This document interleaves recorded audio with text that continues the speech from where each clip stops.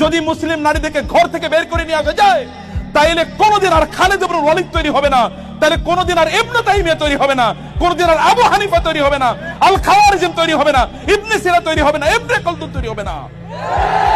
ওরা জানে, কারণ তৈরি করেছে কারা? মায়েরা। তথাকথিত ফেমিনিস্ট যারা বিশাল বিশাল টিপ দিয়ে আপনার কপালে টিপ দিয়ে আসে, দেখছেন না এগুলো? এই তথাকথিত ফেমিনিস্ট এরা যুগ যুগ ধরে এরা এই স্বৈরতন্ত্রের দালাল ছিল। তারা যুগ যুগ ধরে এখনো তারা বিভিন্ন চক্রান্ত করে তারা যাচ্ছে ওই স্বৈরতন্ত্রকে নতুন করে ফিরিয়ে নিয়ে আসার জন্য। ওদের কাছে ফেমিনিজম হচ্ছে ওদের কাছে কি অস্ত্র। এই ফেমিনিজমের এই ধারণাটাকে তারা তৈরি করে তাদের মূল উদ্দেশ্য হচ্ছে মুসলিম নারীদেরকে ঘর থেকে বের করে নিয়ে আসা। কিন্তু যদি মুসলিম নারীরা দায়িত্ব নেয় তাদের সন্তানদেরকে লালন পালন করার জন্য, তাহলে আবারও এখানে সালাহুদ্দিন আইয়ুবী জন্ম নেবে। ওরা জানে, কিন্তু এটা বিশ্বাস করে ওরা জানে। যেই যুগে রাসূল সাল্লাল্লাহু আলাইহি ওয়াসাল্লাম বলেছেন নারীদের পায়ের কাছে, মায়েদের পায়ের কাছে পুরুষদের অর্থাৎ মানব জাতির জান্নাত, ওই যুগে তো মহিলাদেরকে জীবন্ত প্রতীত করা হতো।